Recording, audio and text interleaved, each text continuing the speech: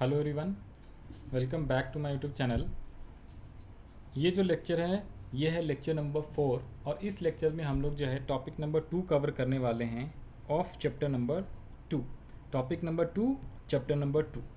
तो इसके पहले हमने लेक्चर नंबर 3 में टॉपिक नंबर 1 जो है कंप्लीट कर लिया था, दैट इज़ डोमेस्टिक टेरिटरी और इकोनॉमिक टेरिटरी का मीनिंग। तो आज हम लोग जो लेक्चर नंबर 4 के अंदर टॉपिक कवर कर रहे हैं वो है हमारा इस चैप्टर का topic number 2, that is normal resident का मीनिंग। ठीक है जी। अब नॉर्मल रेसिडेंट का मीनिंग क्या होता है, तो आइए स्टार्ट करते हैं हम लोग। नॉर्मल रेसिडेंट सिंपली मतलब क्या होता है, जिस रेसिडेंट का और यू कैन से जिस रेसिडेंट्स का या किसी भी पर्सन का रेसिडेंट नहीं पर्सन का सेंटर ऑफ इकोनॉमिक इंटरेस्ट जहाँ पे होएगा और वो जिस जगह पे रह रहा होगा, जिस कंट्री में रह रहा होगा, तो हम लोग जो है उसे उस कंट्री का नॉर्मल रेसिडेंट मानते हैं। तो ये दो टर्म आपको याद रख लेना। नंबर 1 कि वो जो पर्सन है, कोई भी इंडिविजुअल या फिर इंस्टीट्यूशंस, दोनों की बात कर रहा हूँ। इंडिविजुअल मतलब पर्सन, राम, मोहन, सोहन, दिनेश, जॉन, ठीक है जी। तो कोई भी पर्सनस और इंस्टीट्यूशंस कोई कंपनी हो गया मान लो, ठीक है जी। कोई बैंक्स है जैसे SBI, RBI और PNB या फिर एक्सिस बैंक और फॉरेन की बैंक सिटी बैंक वगैरह। तो वो जहाँ पे रिसाइड्स करती हो, वो जिस कंट्री में रहती हो और साथ साथ में उसका इकोनॉमिक इंटरेस्ट जो है, सेंटर ऑफ इकोनॉमिक इंटरेस्ट जिस कंट्री में लाई करेगा, उस कंट्री का वो क्या कहलाएगा, नॉर्मल रेसिडेंट कहलाएगा। एग्जाम्पल के तौर पे मान लो मिस्टर जॉन है, ठीक है जी। तो जॉन जो है रह कहाँ पे रहा है, मान लो इंग्लैंड में रह रहा है और उसका इकोनॉमिक इंटरेस्ट भी वहीं पे लाई कर रहा है, ठीक है जी। तो वो उसी कंट्री का रेसिडेंट कहलाएगा। और मान लो मिस्टर मोहन है, मोहन क्या कर रहा है, इंडिया में रह रहा है, इंडिया में किसी भी स्टेट्स में रहे और उसका इकोनॉमिक इंटरेस्ट भी इंडिया में है, तो वो क्या कहलाएगा, इंडियन रेसिडेंट कहलाएगा। तो नॉर्मल रेसिडेंस के डेफिनेशन में आपको याद रख लेना। नंबर 1, कोई भी इंडिविजुअल्स हो या इंस्टीट्यूशंस हो, जैसे रिलायंस कंपनी, टाटा कंपनी, ठीक है, उसका मेनली इकोनॉमिक इंटरेस्ट कहाँ पे है, इंडिया में, तो इसलिए उसको नॉर्मल रेसिडेंट ऑफ इंडिया कहा जाता है। अब यहाँ पे क्या है, मीनिंग पढ़ते हैं ज़रा। अब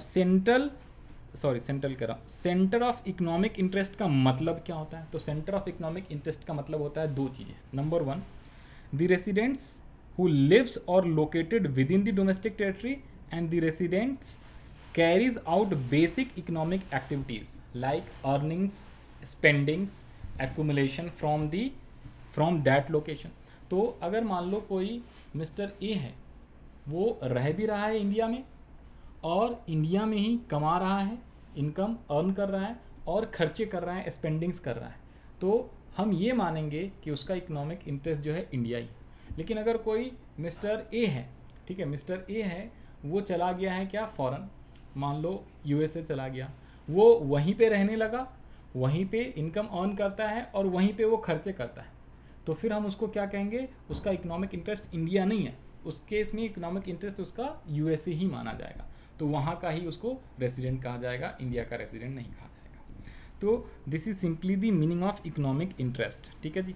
तो नंबर 1, नॉर्मल रेसिडेंट कहते किसे हैं, तो नॉर्मल रेसिडेंट का मतलब क्या होता है, an individual and institutions who originally resides in that country and whose center of economic interest also lies in that country।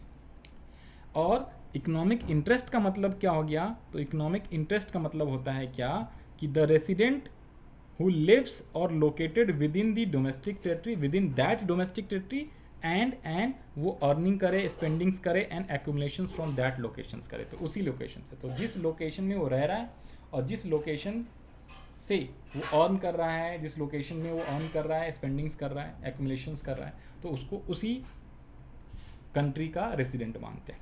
इसके अलावा क्या है, थर्ड पॉइंट है क्या, following are not included under the category of normal resident. अब ये सारे वो हैं जिसको हम लोग normal resident of a country नहीं कहेंगे, और हम इंडिया के पॉइंट ऑफ व्यू से पढ़ रहे हैं, तो कौन कौन से इंडियन रेसिडेंट है या नहीं, आप इसके हिसाब से भी आसानी से समझ के और अंडरस्टैंड कर सकते हो। तो यहाँ पे कुछ टर्म्स है और यू कैन से कुछ पॉइंट्स है जिसको हम लोग नॉर्मल रेसिडेंट की कैटेगरी में नहीं मानते। नंबर 1 कौन कौन से, नंबर 1 कोई फॉरेन टूरिस्टर, मान लो इंडिया की हम बात करते हैं, तो इंडिया में कोई विदेश से, कोई US से कोई पर्सन आया, मिस्टर जॉन आ गया और वो सिर्फ घूमने के लिए आया, ताजमहल देखने आया, तो उसे हम लोग क्या बोलेंगे, टूरिस्ट बोलेंगे, वो कुछ दिन आएगा, रहेगा और वापस चला जाएगा, ठीक है जी। तो उसे हम बोलते हैं टूरिस्ट। तो फॉरेन टूरिस्ट या कोई विजिटर जो है इंडिया में आता है, ठीक है, या जिस कंट्री में वो जाता है हॉलीडे मनाने, ठीक है जी, मेडिकल ट्रीटमेंट के लिए जाता है, स्टडी के लिए जाता है, स्पोर्ट्स के लिए जाता है या कॉन्फ्रेंस के लिए जाता है। मान लो रिकी पॉन्टिंग हो गया, ठीक है, ब्रेटली हो गया, ये फॉरेनर क्रिकेटर्स, ये आईपीएल खेलने इंडिया में आते हैं, इंडिया में आईपीएल वगैरह खेला, स्पोर्ट्स खेला और फिर वापस चले गए। तो हम लोग इसको जो है रेसिडेंट ऑफ इंडिया नहीं मानते, ठीक है। ये स्टिल जो है उसी कंट्री का, जहाँ से वो आए हैं उसी कंट्री का रेसिडेंट कहलाते हैं। सेकेंड जो है वो आपका क्या है, foreign staff of embassy. Embassy हो गया, कोई ऑफिशियल हो गए, डिप्लोमेट्स हो गया, कोई member of armed force of a foreign country के जो लोग आते हैं, जैसे फॉरेन मिनिस्टर्स आया इंडिया में, ठीक है जी। कोई एम्बेसीज जो है, फॉरेन का एम्बेसी इंडिया में है, उसके जितने भी ऑफिशियल स्टाफ्स होते हैं, ठीक है जी, वो सारे के सारे क्या कहलाएंगे, नॉर्मल रेसिडेंट नहीं कहलाता। एम्बेसी, फॉरेन का एम्बेसी इंडिया में है और उस इंडियन में उस देश के जो है पर्सन जो है एम्बेसी में काम कर रहे हैं, वहीं के देश, मान लो यूएस का एम्बेसी न्यू दिल्ली में, ठीक है जी, मान लो जी यूएस का एम्बेसी ये दिल्ली है, ये इंडिया है, तो यहाँ पे यूएसए का एम्बेसी है, यूएसए का एम्बेसी। इस एम्बेसी में भाई इंडियन रेसिडेंट भी, इंडियन लोग भी काम कर रहे हैं लेबर वगैरह का, तो इंडियन वाले तो इंडिया में ही रह रहे हैं, उनका इकोनॉमिक इंटरेस्ट इंडिया है, तो वो तो इंडियन रेसिडेंट कहलाएंगे। लेकिन इस एम्बेसी में मान लो यूएसए का भी कुछ पर्सन है, वो आके रह रहा है, ठीक है, मेन तो ऑफिस वही संभाल रहा है, एम्बेसडर्स वगैरह जो होते हैं, ठीक है, यूएस एम्बेसडर, एम्बेसी में यूएस एम्बेसडर काम करेगा, तो वो रहेगा यहीं पे। तो अगर वो यहीं पे रह रहा है, ठीक है जी, तो क्या हम उसको नॉर्मल रेसिडेंट ऑफ इंडिया मानेंगे? नॉर्मल रेसिडेंट ऑफ इंडिया मानेंगे? नहीं मानेंगे। क्यों नहीं मानेंगे? उसको एक्सक्लूड कर दिया, क्योंकि वो रह भी रहा है इंडिया में, कमा भी रहा है और खर्चे भी कई बार यहीं से सारे सामान वगैरह करेगा, बट स्टिल उसको नहीं मानते। तो कहने का मतलब ये वो पॉइंट्स है जिसके अंदर हम लोग इन सबको नॉर्मल रेसिडेंट के कैटेगरी में नहीं करते हैं इंक्लूड, या यू कैन से इसको एक्सक्लूड करते हैं, हम लोग इसको मानते नहीं। नंबर वन कौन? यदि कोई फॉरेनर आता है, टूरिस्टर्स आता है इंडिया में घूमने, ताजमहल देखा चला गया, कोई स्पोर्ट्स पर्सन आता है, तो उसे हम नॉर्मल रेसिडेंट नहीं मानते। जो भी एम्बेसीज होते हैं उसके स्टाफ्स हो गया, ऑफिशियल्स हो गए, डिप्लोमेट्स हो गए, members of arm force of foreign country, वो लोग भी आएंगे इंडिया में, तो भी हम उसे नॉर्मल रेसिडेंट ऑफ इंडिया नहीं मानेंगे। एम्प्लॉयज़ ऑफ इंटरनेशनल ऑर्गेनाइजेशन जैसे UNO, WHO, world health organisation, United Nation organisation, तो इन सब के जितने भी जो है ना एम्प्लॉयज़ हैं, वो सारे नॉर्मल रेसिडेंट के कैटेगरी में नहीं आएंगे, एक्सक्लूड करेंगे।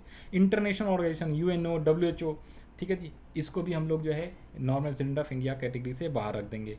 Crew member of foreign vessels, अगर कोई फॉरेन का वेजल आता है, फॉरेन का शिप्स आता है, ठीक है, कोई एयरक्राफ्ट आता है, ठीक है जी, एयरक्राफ्ट तो आया फिर चला गया, लेकिन शिप्स जो होता है वो आने में 2 दिन, 10 दिन, 15 दिन, एक महीने भी लग सकते हैं, दूसरे देश से आते हैं तो जो लोग आते हैं वो थक जाते हैं समुद्र में, तो उनको 10 दिन 12 दिन रेस्ट चाहिए होता है, तो इंडिया में आए, वो यहाँ पे रह रहे हैं, तो इट डजेंट मीन कि वो भाई नॉर्मल रेसिडेंट ऑफ इंडिया कहलाए, ठीक है जी। ये मैं आपको इंडिया के कॉन्टेक्स्ट में पढ़ा रहा हूँ, बाकी नॉर्मल रेसिडेंट सभी इकॉनमी के लिए सेम माना जाता है, ठीक है जी। तो आप जिस दूसरे कंट्री की बात करो तो उस हिसाब से, तो हम लोग इंडिया के हिसाब से देख रहे हैं, तो इंडियन के हिसाब से मैं आपको एक्सप्लेन कर रहा हूँ। फिर आता है क्या, कोई बॉर्डर वर्कर्स है, तो बॉर्डर वर्कर्स जो है कौन से देश का नॉर्मल रेसिडेंट कहलाएगा? तो जिस कंट्री में उसका घर होएगा, ठीक है जी, या ये क्या कर रहा है, जहाँ पे वो रह रहा होगा, ठीक है, जिस कंट्री में वो रह रहा होगा, हम उस कंट्री का उसको क्या कहते हैं, नॉर्मल रेसिडेंट मानते हैं। फॉर एग्जांपल इंडिया पाकिस्तान का जो बॉर्डर, ठीक है, तो उस बॉर्डर पे मान लो कि इंडिया में जो लोग रह रहे हैं वो वहाँ पे जाके काम वाम करके फिर वापस इंडिया में आ जाते हैं, तो इंडियन रेसिडेंट कहलाएंगे। मान लो पाकिस्तान के कुछ लोग हैं, वो आते हैं बॉर्डर पे, वहाँ पे खेती बाड़ी करा, काम वाम करा और फिर वापस चले जाते हैं, ठीक है, that is called border workers, ठीक है।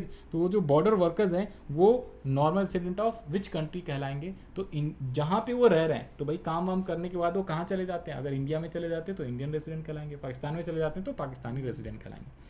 तो यहाँ पे लिखा है border workers who lives near international border, cross the border on a regular basis, work in other countries, तो they are treated as normal resident of that country where they lives, जहाँ पे वो रह रहे हैं। क्योंकि जो इंडिया पाकिस्तान का बॉर्डर है, तो कई बार जो border India Pakistan Punjab side वाला है, तो पंजाबी लोगों का खेत जो है बॉर्डर के उस पार भी, तो लोग बॉर्डर क्रॉस करके जाते हैं, खेती बाड़ी करके फिर वापस आ जाते हैं। तो इसका मतलब ये नहीं कि भाई पाकिस्तान में चले गए तो पाकिस्तानी कहलाएंगे, वो स्टिल जो है नॉर्मल रेसिडेंट ऑफ इंडिया कहलाएंगे। तो ये यहाँ पे इसका मीनिंग है। तो हमने देखा नॉर्मल रेसिडेंट का मतलब क्या होता है। नॉर्मल रेसिडेंट सिंपली मतलब क्या होता है, हम लोग इंडिविजुअल और इंस्टीट्यूशन दोनों के कंटेक्स्ट में पढ़ते हैं। और नॉर्मल रेसिडेंट का सिंपल मतलब होता है जो जहाँ पे रह रहा हो और साथ में जहाँ पे उसकी इकोनॉमिक इंटरेस्ट होती है, जहाँ पे उसकी क्या होती है, सेंटर ऑफ इकोनॉमिक इंटरेस्ट होता है, वो उस इकॉनमी का, वो उस कंट्री का नॉर्मल रेसिडेंट कहलाएगा। ठीक है जी। और यहाँ पे बात करें इकोनॉमिक इंटरेस्ट का, तो इकोनॉमिक इंटरेस्ट का मतलब होता है क्या, दो चीज़ें, वो रह कहाँ पे रहा है, जिस लोकेशन में रह रहा है, और साथ में वो earning, spendings and accumulation from that location, तो उसे हम बोलते हैं क्या, इकोनॉमिक इंटरेस्ट, यानी कि सेंटर ऑफ इकोनॉमिक इंटरेस्ट। और ये कुछ आइटम्स है और यू कैन से ये कुछ आपको डेफिनेशंस याद रख लेने हैं। ये वो लोग हैं जिन लोगों को हम लोग कभी भी नॉर्मल रेसिडेंट के डेफिनेशन में कंसीडर नहीं करते। कौन कौन से, एक तो कोई फॉरेनर टूरिस्टर्स लोग होते हैं, कोई एम्प्लॉय स्टाफ जो है फॉरेन एम्बेसीज का, ठीक है, diplomats, members of arm force, ठीक है, ऑफ फॉरेन कंट्री, तो इसको भी नहीं मानते। एम्प्लॉयज़ ऑफ इंटरनेशनल ऑर्गेनाइजेशन हो गया, UNO, WHO यानी कि इंटरनेशनल ऑर्गेनाइजेशन जो है इंस्टीट्यूशंस के केस में, तो इसको हम कभी भी नॉन रेसिडेंट नहीं मानते। कोई क्रू मेंबर्स है, ठीक है जी, कोई क्रू मेंबर्स है, US का कोई पानी वाला शिप जो है, उसमें उस देश का जो मेंबर्स वगैरह है वो आगे इंडिया में 10 दिन 12 दिन रहते हैं और फिर वो वापस चले जाते हैं, ठीक है जी, तो उसको भी नॉर्मल रेसिडेंट ऑफ इंडिया नहीं कहेंगे। और बॉर्डर वर्कर्स, तो बॉर्डर वर्कर के केस में क्या होगा, वो वर्कर जिस कंट्री में रह रहे होंगे हम उस कंट्री का नॉर्मल रेसिडेंट मानते हैं। तो ये था आपका topic number 2, that is normal resident. अब यहाँ पे जो है एक और बड़ा इंपॉर्टेंट चीज़ है इसी से रिलेटेड। देखो, एक तो पहले एग्जांपल कुछ करा दूँ आपको, जैसे फॉर एग्जांपल ये कह रहा है आपको पहचानना है कि किसको हम नॉर्मल रेसिडेंट कहेंगे, किसको नहीं कहेंगे। तो मान लो इंडियन ऑफिशियल है, इंडियन ऑफिशियल्स है working in Indian embassy in USA, तो भाई है तो इंडियन ऑफिशियल्स ना, और इंडियन एम्बेसी में काम कर रहा हो चाहे कहीं भी करे तो वो इंडियन कहलाएगा, वो नॉर्मल रेसिडेंट ऑफ इंडिया ही कहलाएगा। तो ये, लेकिन अगर कोई फॉरेन की एम्बेसी है जो कि इंडिया में, और फॉरेन के लोग, foreign diplomats, staff of foreign embassies, ठीक है जी, तो वो इंडिया में अगर काम कर रहे होंगे तो उसे हम नॉर्मल रेसिडेंट नहीं मानेंगे। एग्जाम्पल के तौर पे कहाँ गया, एम्बेसीज वाला तो नहीं है, लेकिन टूरिस्टर, कोई जापान टूरिस्टर है उसे नहीं मानेंगे। लेकिन आपको बता दिया कि मान लो कोई अगर USA का एम्बेसी है और इसमें वो USA का ही मिस्टर जॉन वर्क कर रहा है, मिस्टर जॉन, ठीक है जी, तो उसे हम लोग क्या बोलेंगे, वो नॉर्मल रेसिडेंट के कैटेगरी में उसको हम लोग कंसिडर नहीं करेंगे। इंडियन जो है going to Pakistan for watching cricket match, तो स्टिल वो इंडियन रेसिडेंट ही कहलाएगा। सेम अगर कोई Indian working in UN office located in America less than a year, अब इसमें एक लेस देन अ ईयर वाला बड़ा इंपॉर्टेंट टॉपिक रहता है, वो आप यहाँ से पढ़ के जाना। अगर कोई भी पर्सन है, अगर कोई भी पर्सन है और वो 1 साल से ज़्यादा, मान लो कोई फॉरनर है, इन सबको हटाने के बाद अगर कोई फॉरनर है और वो 1 साल से, वो यहाँ पे आ जाएगा आपका, अगर वो 1 साल से ज़्यादा जिस दिन पे, यहाँ पे एग्जाम्पल ये रहा रेसिडेंटशिप एंड सिटीजनशिप, ये यहाँ पे आपको पढ़ाएंगे तो यहाँ से ये वाला टॉपिक कवर हो जाएगा। अगर 1 साल से कम रहेगा, ठीक है जी, अगर कोई इंडियन है और वो बाहर चला गया और 1 साल से कम के लिए बाहर गया है फिर वापस आ जाएगा तो भी इंडियन रेसिडेंट कहलाएगा। लेकिन अगर 1 साल से ज़्यादा के लिए चला जाता तो उसे हम नॉन रेसिडेंट नहीं कहते। सेम वे में अगर कोई फॉरेन का पर्सन है, इंडिया में आ गया, 1 साल से कम टाइम के लिए इंडिया में रहेगा तो नॉर्मल रेसिडेंट नहीं कहलाएगा। 1 साल से ज़्यादा रह गया इंडिया में वो, तो फिर उसको हम नॉर्मल रेसिडेंट ही मानते हैं। वो यहाँ पे पढ़ना है, तो आजा जी इसको भी आपको रीड करा दें, ये बड़ा इंपॉर्टेंट रहता है। नंबर 1, नंबर 2, एक होता है सिटीजनशिप, एक होता है रेसिडेंटशिप।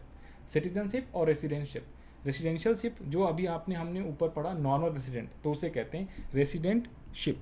सिटीजनशिप क्या होता है, सिटीजनशिप डिफरेंट होता है, ये दोनों का मीनिंग अलग अलग होता है।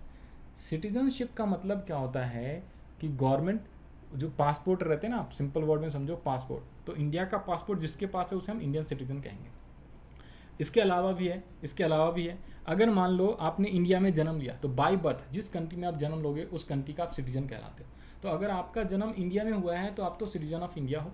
इसके अलावा अगर मान लो इंडिया में जन्म नहीं हुआ, आपने विदेश में जन्म लिया, बट आपने गवर्नमेंट को बोल के और इंडियन पासपोर्ट इशू करवा लिया अपने नाम से, तो गवर्नमेंट ईजिली नहीं करती, ठीक है जी, तो बहुत सारे टर्म्स एंड कंडीशन होते हैं। तो मान लो अगर इंडियन गवर्नमेंट ने आपको इंडियन पासपोर्ट दे दिया और आपने इंडिया में जन्म नहीं लिया था, आप बाहर के हो, विदेशी हो, तो भी आप क्या कहलाओगे, तो भी आप सिटीजन ऑफ इंडिया कहलाओगे। तो सिटीजनशिप ऑफ इंडिया, ठीक है, और यू कैन से सिटीजनशिप का मतलब क्या होता है, सुनो।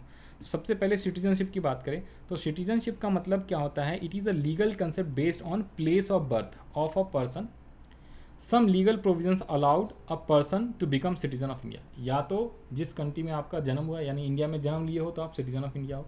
साथ साथ में अगर इंडिया में जन्म नहीं हुआ, एग्जाम्पल के तौर पे मैं बता दूं, अदनान सामी, अदनान सामी पाकिस्तानी जो सिंगर है, उनका जन्म पाकिस्तान में हुआ, ठीक है जी, तो पाकिस्तानी सिटीजन कहलाएंगे, इंडियन तो कहलाएंगे नहीं। लेकिन वो पाकिस्तान से आगे इंडिया बॉम्बे में रहने लगे, 1 साल से ज़्यादा रहने लगे, तो 1 साल से जैसी ज़्यादा हो गए ना, तो वो तो नॉर्मल रेसिडेंट कहलाए, वो अभी भी सिटीजन नहीं है। 1 साल से जैसी ज़्यादा हो गया और रहते रहते 1 साल से ज़्यादा हो गया, ठीक है, उनका इकोनॉमिक इंटरेस्ट इंडिया में हो गया और वो इंडिया में रहने लगे, ठीक है जी, तो 1 साल से ज़्यादा हो गया तो उसको हमने नॉर्मल रेसिडेंट तो कह दिया।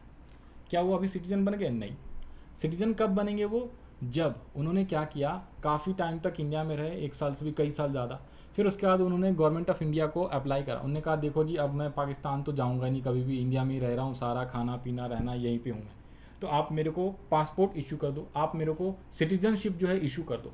तो गवर्नमेंट ऑफ इंडिया ने, ठीक है जी, जाके उनको बाद में पासपोर्ट इशू कर दिया और you can say citizenship of India दे दिया, ठीक है जी, तो लीगल डॉक्यूमेंट उनको ऑथराइज कर दिया, तब जाके जो है वो अदनान सामी जो है सिटीजन बन गए। तो इस एग्जांपल से आपको एग्जैक्टली क्लियर पता चल गया होगा कि सिटीजनशिप और रेसिडेंटशिप का मतलब क्या होता है। तो यहाँ पे आ जाओ, सिटीजनशिप सिंपली मतलब क्या होता है, it means Indian citizen can arises in 2 ways. Number one, एक तो है क्या, बॉर्न हुआ है इंडिया में, अगर आपका जन्म हुआ है इंडिया में तो आप क्या कहलाओगे, अगर आपका जन्म हुआ है इंडिया में तो भी आप सिटीजनशिप ऑफ इंडिया हो। या फिर आपको क्या करना पड़ेगा, अगर आपका जन्म आउटसाइड इंडिया हुआ और आपने अप्लाई करा है सिटीजनशिप के लिए, एंड इंडियन लॉ यानी गवर्नमेंट ऑफ इंडिया की बात कर रहा हूँ, इंडियन लॉ अलाउ कर देता है आपको to become a Indian citizen, तब जाके आप इंडियन सिटीजन कहला जाते हो। तो इसका एग्जाम्पल मैंने आपको बता दिया, अदनान सामी। ऐसे ऐसे बहुत सारे लोग हैं, तो फिलहाल आप अदनान सामी का याद रखोगे। और रेसिडेंशियलशिप क्या कहलाता है, रेसिडेंशियलशिप क्या कहलाता है, it is the economic concept based on economic activities perform by a person, an individual is a normal resident of a country if he originally it resides in that country for a period more than 1 year and his center of economic interest also lies in that economy। तो जिस economy में अगर कोई foreigner का person है, भाई Indian तो India में ही रहेगा ना, तो नॉर्मल रेसिडेंट ऑफ इंडिया ही कहलाया। लेकिन अगर कोई बाहर का पर्सन है, 1 साल से ज़्यादा इंडिया में रहने लगा, ठीक है जी, तो वो नॉर्मल रेसिडेंट कहलाएगा। और 1 साल से ज़्यादा रहने लगा लेकिन अभी तक गवर्नमेंट ने उसको पासपोर्ट इशू नहीं कराया और गवर्नमेंट ने उसको क्या करा है, सिटीजनशिप नहीं दिया है, तो सिटीजन नहीं कहलाएगा। जब दे देगा तो सिटीजन कहलाएगा, नॉर्मल रेसिडेंट भी कहलाएगा। ओके, तो कोई एक पर्सन रेसिडेंट हो सकता है और सिटीजनशिप नहीं हो सकता। कहने का मतलब एक ही टाइम पे अगर मैं बोलूँ कोई एक पर्सन क्या रेसिडेंट बन सकता है, फॉरेन वाला पर्सन, यस, 1 साल से ज़्यादा रहेगा इंडिया में तो, और क्या रेसिडेंट बन गया तो सिटीजनशिप भी बन गया क्या, नहीं, आंसर इज़ नो। तो सिटीजनशिप के लिए वो उसे अप्लाई करना पड़ता है। और जो इंडियन लोग हैं बाय बर्थ इंडिया में तो सिटीजन भी हैं और रेसिडेंट भी है। तो ये था आपका क्या मीनिंग ऑफ सिटीजनशिप एंड रेसिडेंशियलशिप। अब आप इसका भी आसानी से, ये वाला जो क्वेश्चन था इसमें क्या लिखा हुआ है, कोई इंडियन है working in UN office located in America less than a year, कोई बाहर रह रहा है, वहाँ पे काम कर रहा है, ठीक है जी, तो अभी भी वो नॉर्मल रेसिडेंट ही कहलाएगा। 1 साल से ज़्यादा रह जाएगा तो वो वहीं का कहलाएगा। और कोई फॉरेन पर्सन है, मिस्टर जॉन, मान लो मिस्टर जॉन, या यू कैन से कोई क्रिकेटर है, वो यहाँ पे आया और यहीं रहने लगा 1 साल से ज़्यादा, तो वो नॉर्मल रेसिडेंट कहलाएगा। 1 साल से ज़्यादा, भाई आईपीएल खेलने आया और खेलते खेलते ही रह गया, 1 साल से ज़्यादा रह गया, ठीक है जी, कोई भी नाम ले लो, कोई भी क्रिकेटर का, मान लो जी रिकी पॉन्टिंग है, ठीक है जी, वो 1 साल से ज़्यादा रह गया तो उसे नॉर्मल रेसिडेंट कह देंगे। और 1 साल से कम रहा, आईपीएल खेला, 2 महीने 3 महीने वापस चला गया, तो उसे नॉर्मल रेसिडेंट नहीं कहेंगे। तो ये आपका हो गया टॉपिक नंबर 2, हमने कवर कर लिया नॉर्मल रेसिडेंट का मतलब। तो इस वाले वीडियो के लिए, इस लेक्चर्स के लिए इतना ही। बाकी जो थर्ड टॉपिक है factor income and transfer income, वो हम लोग लेक्चर नंबर 5 में कवर करेंगे। Okay, bye bye, we will see you in next lecture.